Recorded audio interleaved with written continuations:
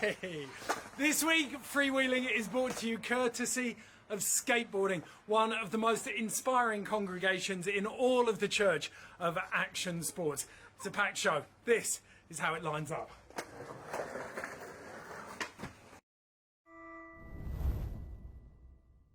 Our special guest this week is none other than Stu Love and Skate, aka Stu Smith, the creative genius behind the Love and Skate skate brand and one of the real balls of energy that drives not just British skateboarding but European skateboarding. And then later on in the Zoom show we've got the evergreen Mark Churchill and one of the pioneers of British female skating and now one of the figureheads for Skateboard England, Lucy Adams.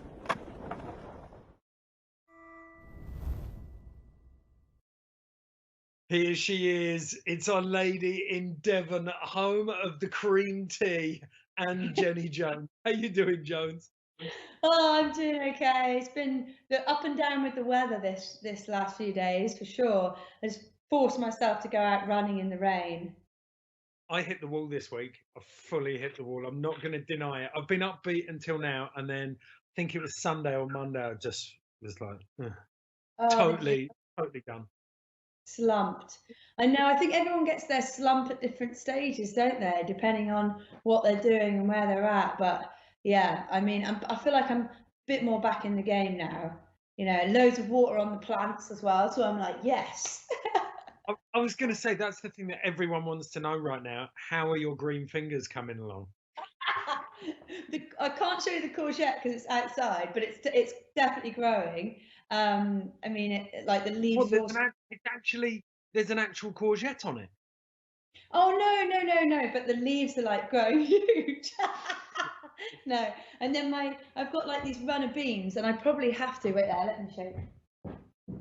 Yes, Jones. Look at this. Yeah, what more important thing? No, but these need like stalks. You know, like where you sort of then wrap them round. But yeah, what do I know? I nearly tripped over this from last night. There you have it.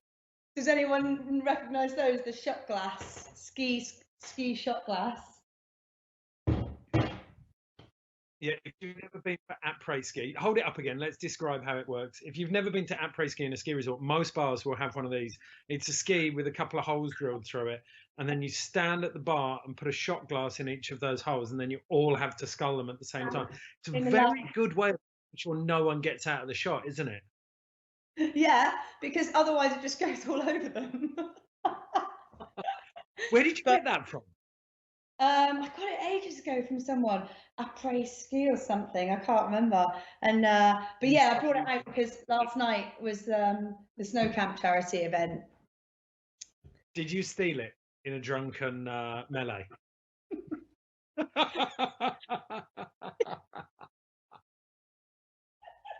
She did.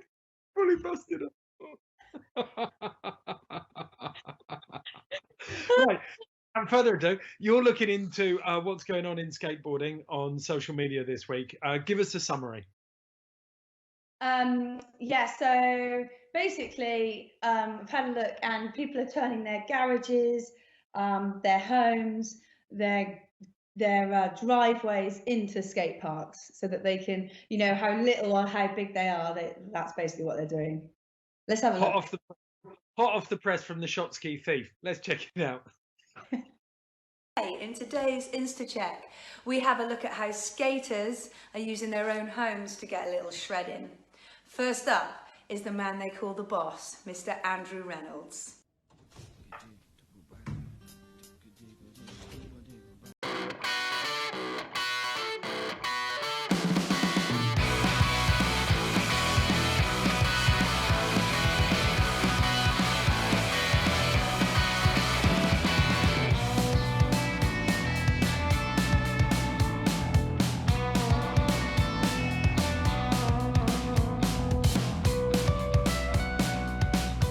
Today's Zoom guests, Lucy Adams, gets creative in her backyard.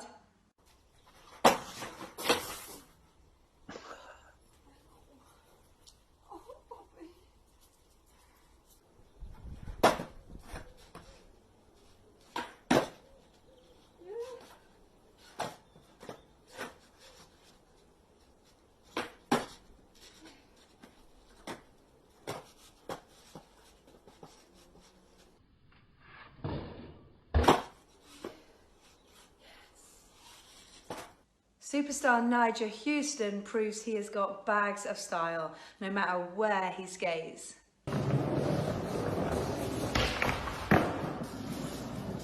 But line of the day goes to Garrett Ginner.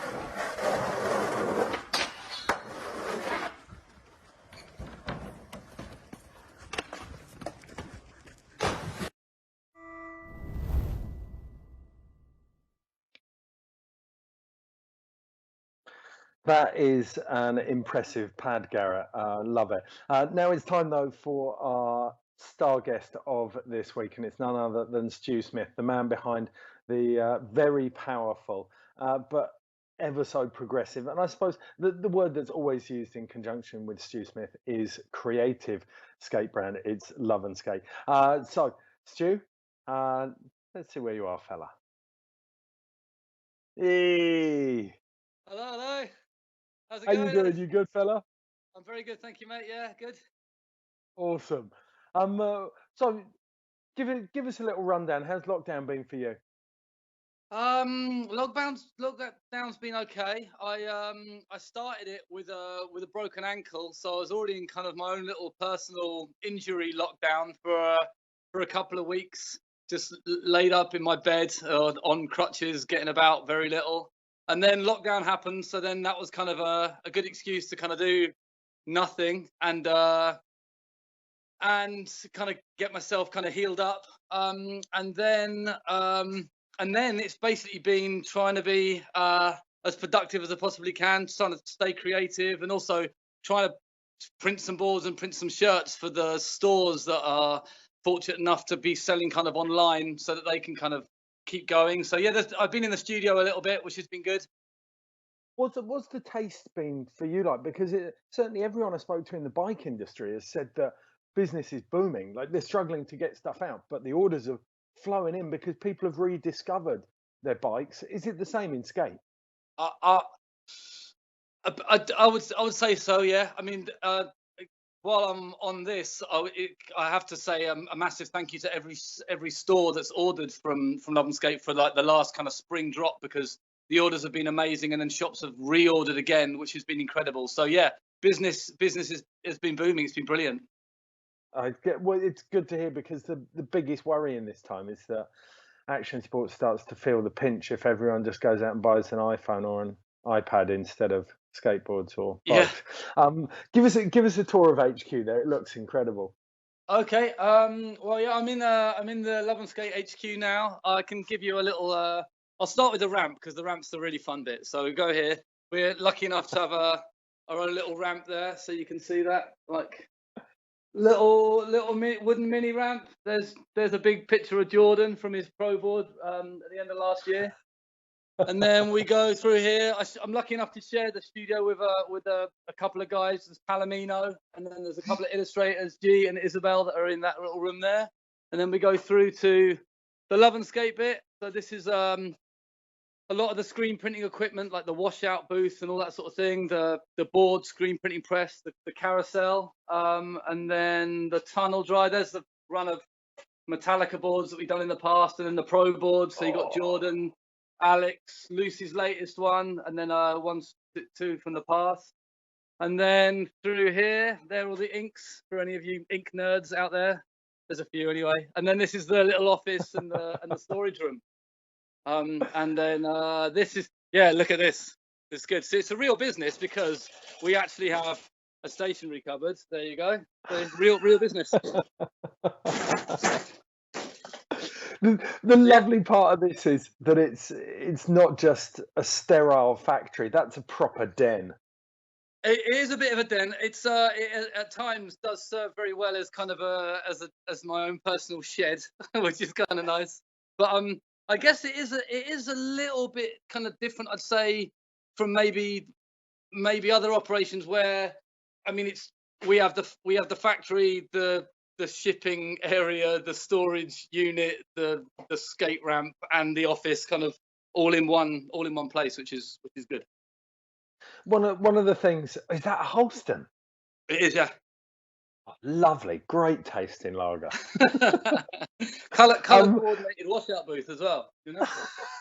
I was going to ask actually, what's the transition on the mini ramp? What did you go for on the trannies Well, and cup parts? we wanted to make. You and Bauer made it, by the way. One of our team rider and expert ramp builder. We wanted to make it so that it was nice and steep, so we could actually learn some stuff on it. But because of there's not a huge amount of flat bottom, so it's pretty whippy, but it's really fun. So much fun. I broke my ankle on it. That fun. Oh, right, okay. But look on the bright side. There's probably never a better time to have a broken ankle. Oh no, it's been brilliant, and actually, I'm getting better thanks to the brilliant NHS, of course. But yeah, no, I'm on the mend now. I'm on physio stage, and I'm being good. I'm looking after it. One of the things that always interests me with British skate brands, there's such a rich history with them. You kind of look at Deathbox, Flip, Unabomber, Blueprint, A Third Foot, like and then yourselves. There's this really, each brand has embraced its Britishness. It kind of hasn't tried to be anything else, and I think that's especially true of Love and Skate. Yeah, I mean, I guess I don't know. I don't know what to say without sounding kind of cheesy, but I guess it's just kind of honest, not really trying to be anything that we're not. I think everything that we do, as far as kind of graphics and events and the stuff that we do, kind of reflects the team riders and the artwork that myself and those guys are into. And then yeah, I mean, we're always trying to kind of think out the box a little bit and try and kind of push things creatively. But ultimately, it does come down to some heavy British ties, you know, the tea drinking and all that business. Yeah, but I always kind of look to those guys for, you know, I don't want to do anything that they think is rubbish, so that they have a good deal of input into everything that goes on. One of the key things for me though has always been the team. How do you get on the Love and Skate team? Because it is so the type of skater. I mean, it's exactly the same as like Antihero or Baker. A lot of the brands who have a really distinct style of skater who get on there. For me, Love and Skate skaters are so distinctive in their style. It has the feel of a gang that just kind of all It is a together. gang. It fully is a gang, and I mean, I've always thought that, but when the video came out early last year, I really thought that it is a proper little crew, and you know, they're all really really tight. It's a lot of fun filming. Jackson, who made the film and is filming the new one as well, which will be coming out at some point at the end of this year. You know, he said to me before about lockdown, he's like, I'm really sad that I can't just go on holiday with my mates, and that's when he says that, he means that he wants to go filming with them all. So yeah, it's a really tight crew. It's brilliant. I've had the pleasure of watching Jordan and Sid skate in the flesh a couple of times, and Oh yeah. I mean, they are wizards. There's that lovely. You see them on footage, like it is with a lot of pro skaters, but with Sid, there's just this: I'm making it, or I'm staying on the board. Whether I do what I meant to set, whether I complete what I set out to, it doesn't matter. I'm gonna float around on this thing. It's an absolute joy to watch. It must be infectious skating around that. Yeah, it is. I mean, when I'm skating with him, I get really carried away and far too big for my boots, and generally end up hurting myself just because watching him. I mean, watching all of them is amazing, but yeah, it's magical. One of the times the team always shines, so is on that the Larks Team Trouble trip. Have you been out to a couple of those? Yeah, I have. Yeah. I think this year will be my fourth. They're brilliant. Yeah. Terrifying. Some hangovers, man. It's good. And it's got that. I've got my only experience of kind of that heavier session is Marseille Bowl Riders back in the day, where Yeah, yeah. every inch of the platform is packed and everyone's trying to get on the ramp, and it fit that kind of intensity. Is a little bit harder to find at comps these days.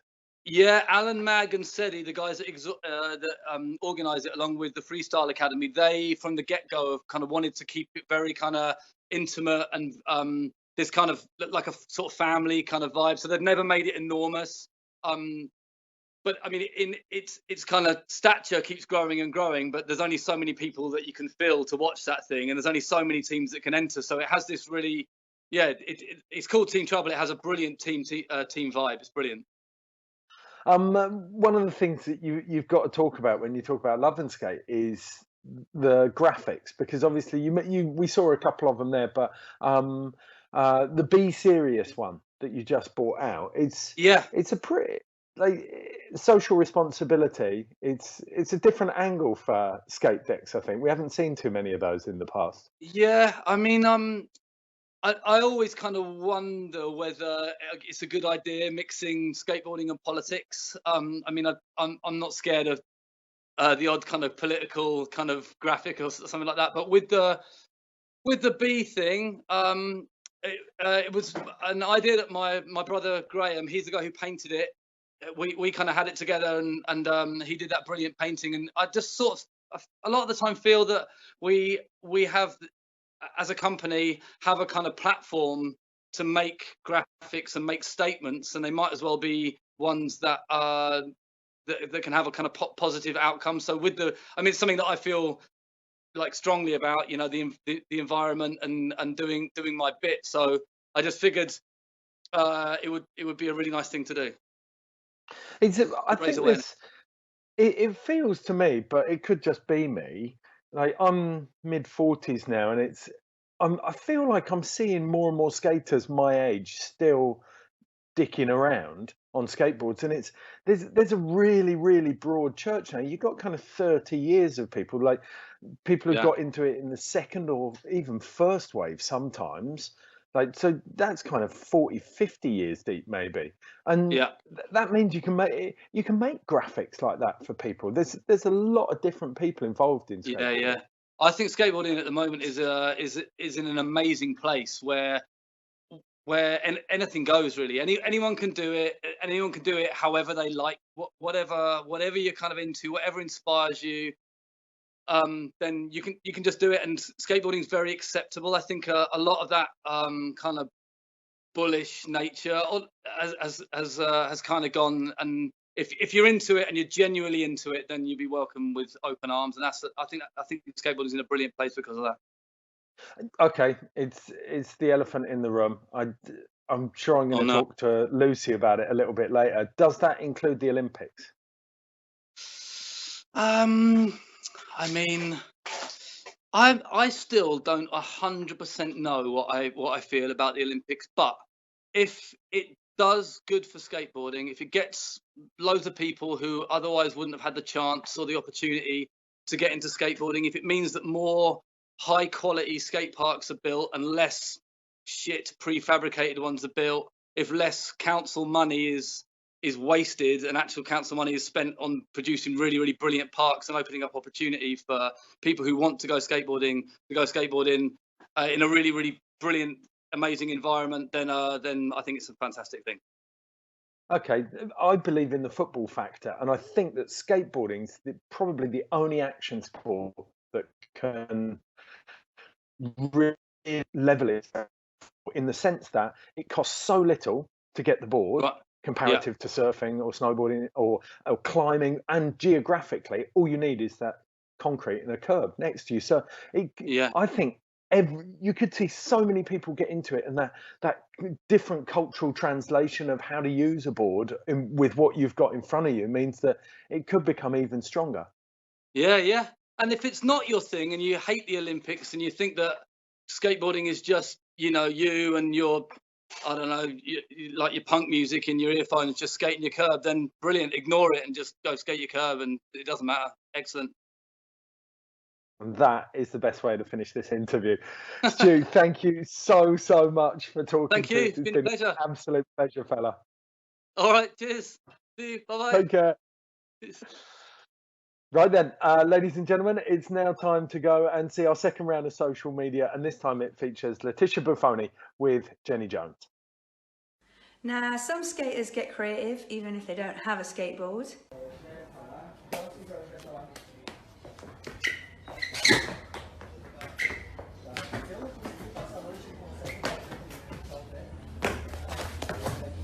Others, like Jack Pembroke, like to combine skating with other sports.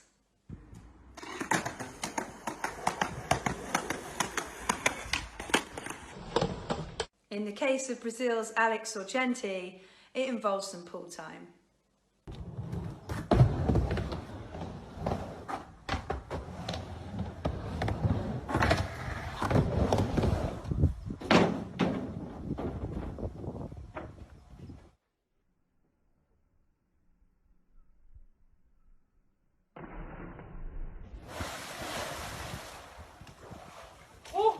And to finish it all off with a pretty impressive tour of her house, one of the world's biggest female skate stars, Letitia Buffoni.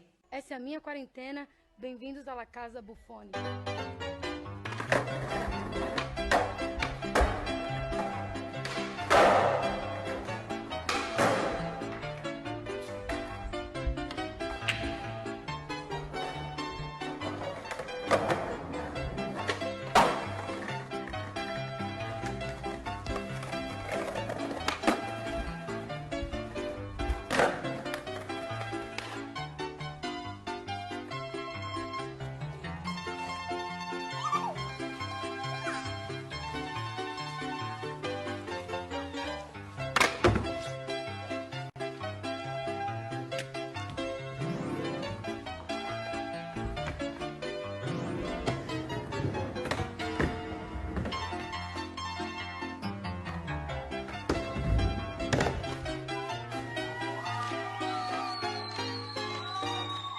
Casa Buffoni comigo, meus amigos e minha família.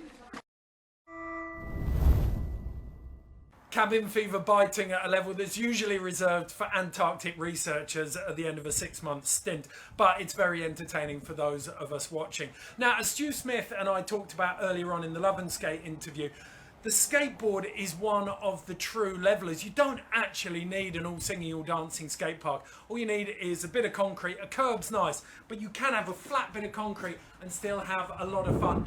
And in time-honoured tradition now, to pay homage to Eric Coston, let's see if I can do a kickflip. No, I can't. Scale it back, maybe a pop shove it. I'm going to have another go at that kickflip. Oh, I can't even do a pop shove it. Right, I'm going back to the kickflip. I want this before we kick out. This section has actually, throughout all of the weeks, become just a ritual humiliation for me. Come on, kickflip. So close! Come on, stick with me. Give me a cheer at home. Leave something in the comments that'll G me up. Ooh, it's dirty. I'm not calling that a mate. One more go.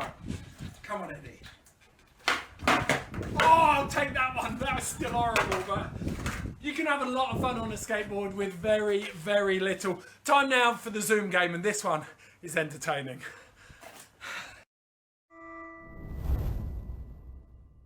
Hello everyone and welcome to tonight's Zoom game. 3 esteemed guests once again joining me for the ultimate challenge, one that is one of my personal favourites tonight. It is the ultimate cabin fever challenge. So in the blue corner, we have one of the voices of British skateboarding, a BAFTA-nominated TV presenter and a member of the OAEE, that is the Order of the Andy Evans Empire. Ladies and gentlemen, it's Mark Churchill. Hello everyone, thank you, good to see you all. I'm looking for Also a good in here result we today. have, oh yeah, I've got high hopes for you. Also in there we've got one of the pioneers of women's skateboarding, one of the greatest female skaters Britain's ever produced, and now the chair of UK Skate England. It's Lucy Adams. Woo! And joining us, as always, our perennial guest, the bronze medalist from Sochi in 2014 in slopestyle, first Olympic medal on snow in 90 years. It's Miss Jenny Jones. Hello. I'm excited for the game. I'm excited to hear from the skaters. Right, we've already had a chat, Jenny. So, Lucy, let's start with you. How's lockdown been? Yeah, it's been interesting, missing the ramps, but enjoying the curbs. How much of a hand did you have in that social competition? Because at the start of lockdown, the British champs ran that online comp, didn't they? Yeah, we did. Yeah, we just thought straight away we were meant to be doing it on the weekend of 28th and 29th of March, and everybody just seemed so excited by it. So we thought straight away, let's just see what everyone's up for on the carpet or the grass in their gardens. It was wicked. It worked. There were some brilliant ones. I think my favourite of all of them was someone was going for the pop shove it on top of the coffee table, and it turned sour. Yeah. So didn't want to ruin their vinyl flooring, but absolutely annihilated their coffee table in the process. What about you, Church? What have you been up to? Oh, wow. It's been a roller coaster so far. I was away in Bolivia and I only just got back in time for lockdown. It was pretty sketchy. I got one of the last flights out of South America to the UK. And then I came back and I was homeless. So I've been doing up my old flat and trying to move in. I'm currently camped up at my dad's house. But it's been fun, spending time with him, painting, laughing, skating a little bit, cruising around with the dog, him chasing me. It's been fun. Yeah, but I don't know, I quite like it. It's quiet, it's nice. It's weird though, like, you know, if I could go skating properly, it'd be quite nice. It'd be like living in a really small country or something. You don't see many people. We've got the weirdest thing going down at the moment. The skate parks, because I'm in New Zealand, the North Island have opened up all of their skate parks and playgrounds, and on the South Island, everything's still shut. So a lot of my friends down here are posting clips from skate parks, and we're not allowed anywhere near them. And I have never had FOMO or a real, like, I've got a real pent up frustration at the moment. I wrote to my local council 2 days ago with Amazing. thinly veiled rage that I wasn't allowed to go skating. Have they sort of said why? Is it just, why is the rule separate? Not yet. No, I haven't had a letter back. Maybe I was too blunt. Is there any like, are the skate parks looking like they'll open at all soon in the UK, Lucy? There's not been any sort of news yet. No, I mean, we're just waiting. Yeah. Okay. Yeah, I've seen like people like building their own like mini ramps and stuff. I'm so jealous of those people that have got rooming gardens that have been doing that. It's just awesome. Yeah, I've seen so many people building stuff. It's insane, like concrete, wood, plastic, anything. People propping stuff up against their sheds and all sorts. It's so good. But my friend who owns a skate shop, JJ Skate Shop's got a concrete mini ramp in the back, and his daughter's learned so many tricks. She didn't even skate before lockdown, and now she can do shove-its, like nearly dropping in, like so much stuff. It's amazing watching progression go up just in people's back gardens. It's so good. Oh, that's sick. That's a really interesting question, actually, whether we'll see a massive surge in kind of old school Rodney Mullen, Per Wellender kind of flatland freestyle after this. Yeah, for sure. Just people in shin pads doing handstands on their boards and stuff in their garages, or knocking the spade off the corner of the shed or something. Amazing. Yeah, definitely. Right, I'm going to quickly explain. We just did the King and Queen of the Carpet comp, and we saw so much like old school and freestyle coming through in that. It was wicked. Oh. I'm going to go. I saw that on your feed, actually. I need to go and get into that. I haven't had a look yet. I'm going to quickly explain the game. This is my favourite cabin fever game. It is called Kitchen Robot. In snowboarding, when you get stuck in a small apartment in a big storm for a long time, Kitchen Robot is the best alleviation. It goes really well with a couple of beers or maybe some spirits, but it doesn't matter. We can go now. 9 a.m. here. Yeah, I know that, but it's not an issue. What you're going to do? We're going to take. Yeah, I'm wasted. I'm going to say, ladies first. We'll start with you, Lucy. You're going to have 90 seconds to go into the kitchen. I'm going to talk to Mark and Jen, and then when I'll give you a countdown on your 90 seconds, and then you're going to come back and present yourself as the best robot that you can build out of the kitchen. Are you ready? Shall I mute? No, you can keep it on. We want to hear what's going on. What, she's got to put it on her body? Yeah. She's going to look like a robot when she comes back. Okay. Marker when she comes back. Okay, Lucy, you ready? Yeah. Good luck, Lucy. Good luck, Liz. Cheers. Get set, go. She looked Okay, well- keen then. She was like scouring like. She's like, I'm in. Oh, the foil. I can see the foil Now, already. While Lucy's gone, I'm going to take you on a short tour of her haircuts over the last 2 decades. She's going to love this. So we're going to start with, I think this is the kind of classic Lucy Adams hairdo. It's kind of the undercut. And what we can't see that is the top knot, actually. Oh, you can't see it though in the. No, it's definitely there though. Oh, she's gone for the classic already. There's tinfoil coming out. Then there's this one. This one reminds me, it's kind of, we can see a little bit of it, cornrows. Cornrows. Yes. I know you're a fan of that. Do it on your own. What phase would you call this one, Luz? Cornrows. Lucy, can you hear Don't us? interrupt her. She's clad in What? armour. What's this phase of hairstyle we've got up here? Lenny Kurt. Face. Lenny Kirk. Okay. I like to call this one. This is like Christy Turlington in the Mario Testino phase. Looks more like a tennis player. It's pretty impressive, isn't it?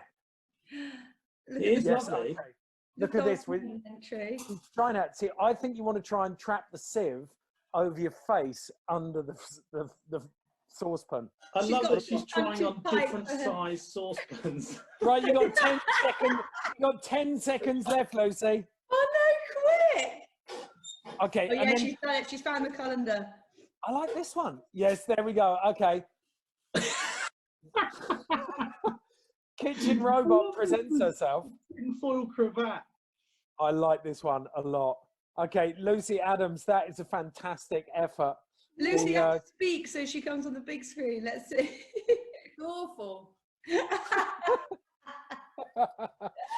Okay, Church, you ready?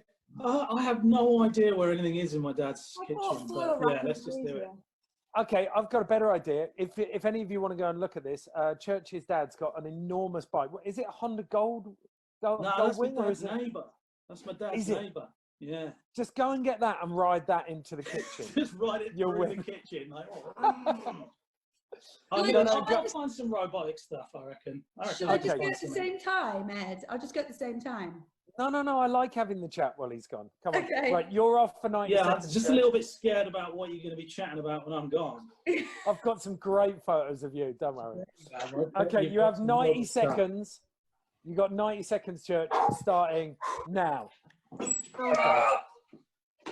out of Come on. shot, aren't I? Lucy, you must have some absolute I just gold looked in on. the cupboard and there's a washing machine. Get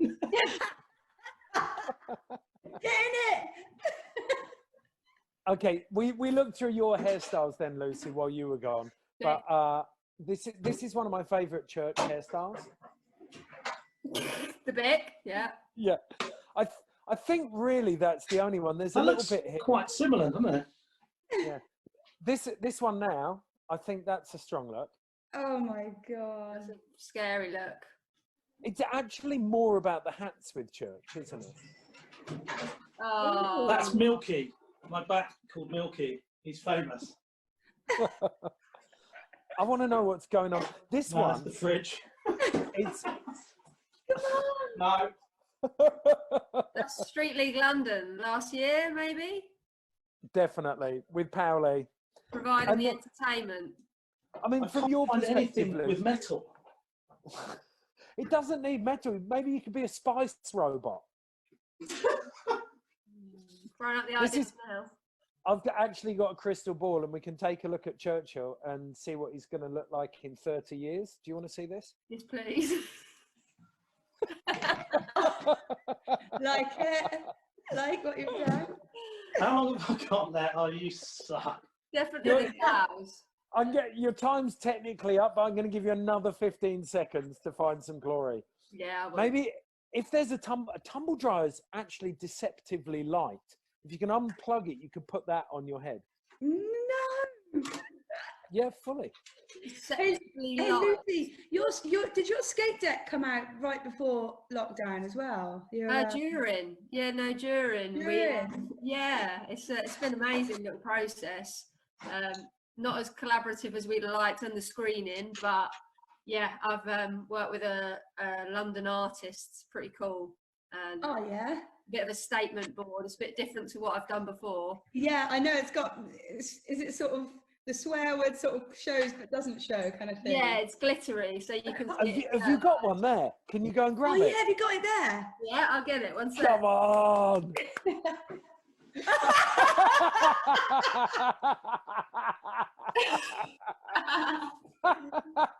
It's hard times. It's really hard Church, times, guys. I've got to say, despite the lack of tinfoil, I'm going to give you a 7. I'm definitely marking you up on loose.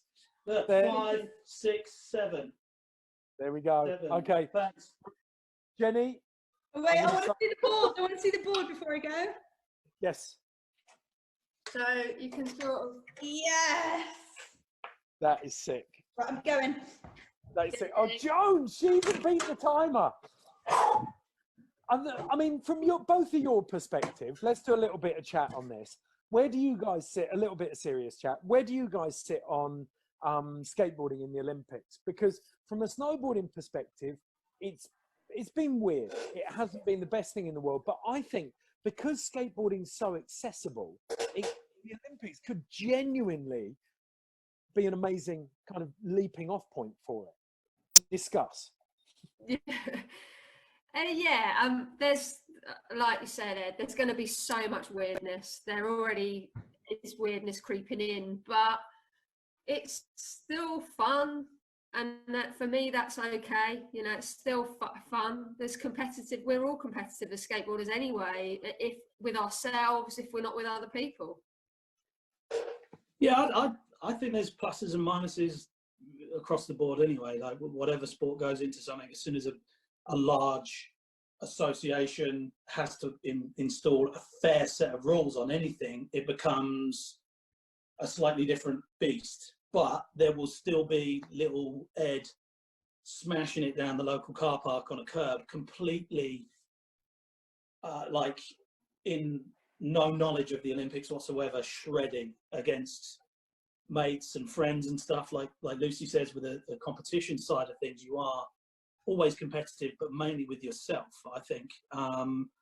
I certainly was. Like, I'd be like, right, I've got to do this. This is what I'm going to do today. And I'd try and almost one-up myself on something. But, like, I think, you know, people are still going to shred because skateboarding's yours because it's one of those individual sports. Like, you know, you do it on your own. Therefore, you know, it's not like you're waiting on your team who are super into the Olympics and you're not, or the other way around or whatever. It's an individual thing that you do on your own, and you can go and do that at South Bank with Street League going on up the road and people, you know, they're still doing their thing. So I don't know, it's a personal opinion that whether you like it or not, it's going to boost, you know, things about skateboarding. Sponsorship's going to get better, more parks, more awareness. To add to that, you know, we've got a voice now. We've got a bit of a seat at the table with key funders, key authorities that are going to help us and support skateboarding to grow. I mean, I've been doing a lot of the MCing on the World Skate circuit, and I've been doing that for all last year. And the people behind it really care about skateboarding. There's obviously upper echelons of people that are in World Skate and things that don't come from a background of skateboarding, but there's people that are involved in it on a passionate level that are really, really trying to protect it. And you can kind of see that coming across, and there's loads of banter, and, you know, a lot of the people that are involved in it in the background are really kind of trying to keep skateboarding's core protected, if you know what I mean. But sometimes that's an impossible thing when you're dealing with passionate people and their passion, you know. I've always looked up to skateboarding as the best in class at that, though. And sometimes it feels really quite fierce, but skateboarding polices itself, and as fierce as that policing is, it does protect the sport. And I think the big difference, if you look at all the other things it's going in with, apart from BMX, if you look at surfing, snowboarding, climbing, those kind of other action sports that it's going to get measured against. For each of those, they're economically restrictive, and in most cases, they're geographically restrictive. You've got to spend a lot of money, and then you've got to travel, or you've got to live in those tiny spots. Skateboarding is the only one that has a football factor. You get a setup, and you can do it anywhere. Everyone has a piece of concrete or tarmac and a curb. And that I can't wait. Aside, politics aside, the fact that maybe every boy and girl in the world might be getting on a skateboard in the next 20 years, to see where that could take things creatively will be mental. Yeah, I think so too. I mean, you can already see the level of skateboarding. Oh dear Lord, what is that?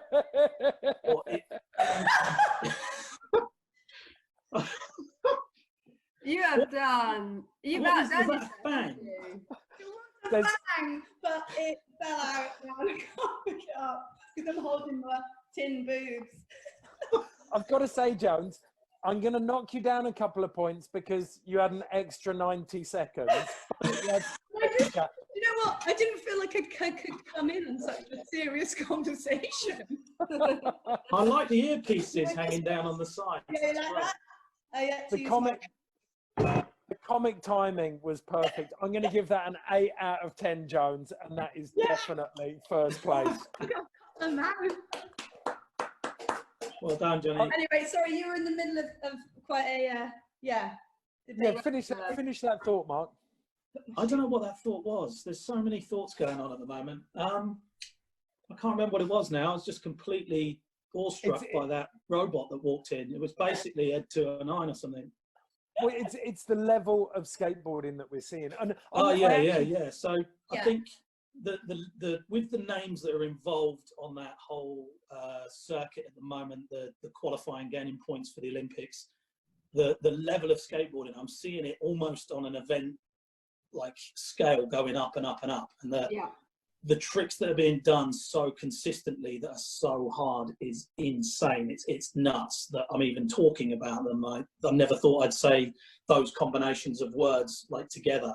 And the stuff people are doing switch now as well it's mind blowing. So I've already seen it getting pushed, and I think that level is just going to go up and up and up because that's seen as the norm now. Whereas years ago we would see new tricks done in magazines that would maybe take a while to get over here from the States, or new videos that were filmed like a year ago. So people were already doing better stuff. So the progression was slightly slower, but people are seeing it now on Instagram, Facebook, whatever. Like people are seeing it right there and then. Are you sometimes seeing new tricks straight away in the contest?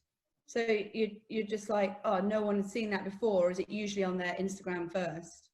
I think there's guys like Aurelian and Nigel that are doing stuff on their Instagram just as a laugh, like Nigel on his coffee table and stuff, like whatever.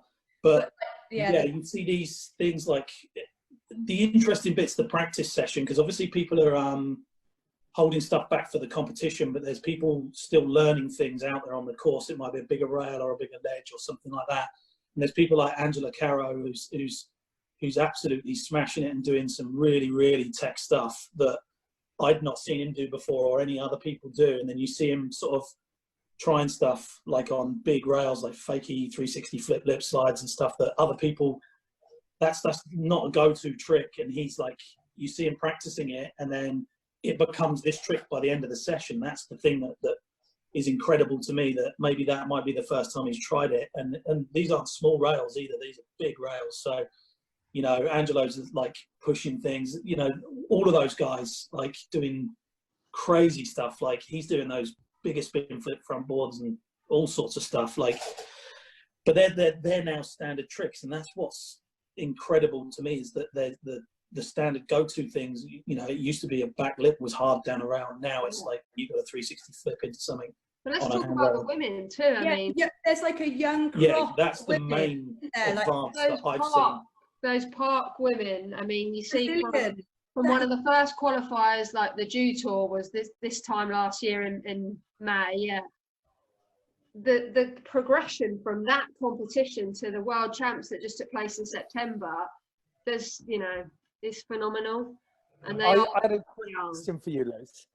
would you, I mean, you did really hard yards in the UK, kind of pushing women's skating. Would you rather, if you could have your time again, would you rather be skating now at the current level and pushing through with all of these women who've got the benefit of all the groundwork that you laid, or would you rather do it as a pioneer again? Oh, that's Gnarly hard. question. Oh, That's hard God. because you have only got your own experience of what you've been Yeah. through. And I wouldn't have, no, I wouldn't change that, you know, I wouldn't change how it happened and what happened for me, because there's so much good in that journey, and I still feel now like I'm skating the best I can, and I'm learning new stuff all the time. But I'd have loved to have had a shot. Definitely, I'd love to have had a shot.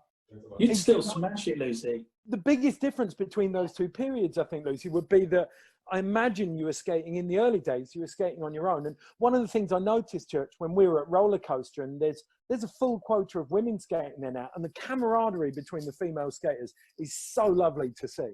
Mm-hmm. Yeah, definitely. Like that whole scene is so tight. It seems like everybody's like hugging, everybody's hyped, you know, and that's the main progression I've seen over all of skateboarding, is that women's skateboarding has gone like vertically almost up. It's incredible, and there's some ladies out there that are really, really pushing and chomping at the heels of some of the best skaters in the world, regardless of what sex they are, you know. Yeah. Lucy, why do you actually think that is? Do you think it's the growth? There's more women at a higher level now to cause that push, or do you think it's something else? Yeah, no, I do. I just think there's that combination of being able to, sort of like what Mark said earlier, you can just see it all the time. So the access to skateboarding and skateboarding at its best is much further and wider. I can just put it on Instagram and see the best stuff, whereas I, you know, had to wait for the magazine or the video. Okay. And there's just so much at your fingertips. I can follow infinite amount of women skateboarders now and just keep seeing it, whereas I used to seek it out. I used to refresh web pages to see if there was a new blog post with someone I'd never seen before, or a trick that I'd never seen a woman do before, but now it's just all there.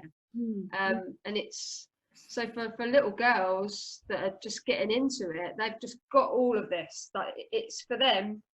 Oh, they can just do it. Women can just and do it's it. Also it's like it's a thing. Oh, that's what, you know, I can just go and do that. Whereas before it was like, can I go and do that? Is that all right to do it? Whereas now that's what happens. Like women go skateboarding as well. So I think that maybe, I don't know, brings some sort of sub level to start on, if you know what I mean. It's like, okay, I can go and do that. Whereas it's not a question. It's like, yes, I can go and do it. Yeah, now it's not really about that now being, you know, female or male or whatever. It's more like what's the standard and where do I want to, you know, I just want to progress further. Yeah, on. for sure, I reckon. The benchmark I always use, I remember when I was 10, I got a lift in a mate's car, bigger boy's car, down to Bristol and skate the Pink Palace. To this day, one of the most intimidating things I can remember was being stood on the platform down there waiting to drop in. And I probably stood on the platform for about 4 hours.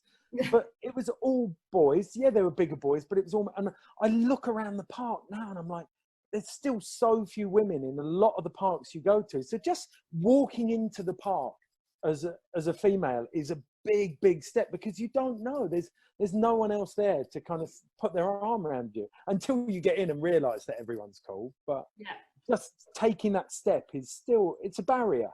Yes. Oh, for sure. I think with a lot of the youngsters though, like, you know, like when you look at that Brazilian, what's the Brazilian? India.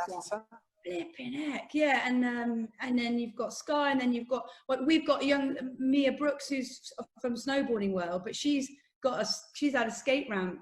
She's built with her dad a skate ramp, and she just, so they seem to just be fearless about it all. Not really, it's not a thing. I don't know, like it doesn't seem half as bad as it used to be like that. Yeah. See, I remember going to Southsea and Sue Hazel would be there, and she'd be holding her own again with the rest of the Zorlak crew, the Brooks and Gary Lee and all of those guys, and they were intimidating dudes. They were like gnarly, like proper gnarly guys, and she'd be dropping in doing layback airs and rock and rolls and holding her own. I remember just going, oh right, that's fine then. Like, that could be my mum shredding, you know. Like, and I remember from an early age just going, yeah, I wonder why more women don't skate.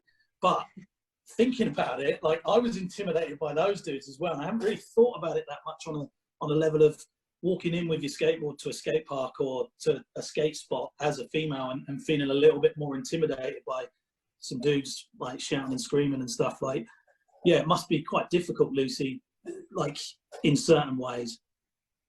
Yeah, I mean, I had like a very tight-knit group of crew at the beginning, and so we went everywhere together, so I always had the benefit of them sort of like having my back. But I think that's why, you know, there's such a strong need for those sort of women and girls or like minority sessions, because they show like, this is a place, this is a friendly space, this is for you, this is your environment. And if they're just like the introduction and the first step to giving them some confidence that then skate park here, street skating there, wherever, then it's, for me, it's like vital. Because not everybody has that sort of what I had in that crew, or just that confidence from the beginning. I just wanted to skate and I wanted to learn new tricks, so I was just up for it. Yeah. Those are very wise words. We've run out of time, people. So I'm going to say my thank yous. That was really not just entertaining, but very educational as well. Mark Churchill, Lucy Adams, Jenny Jones, and future Churchill with me. Thank you all. Thanks, guys. Thank you very much. See you later. Absolute pleasure. See you later.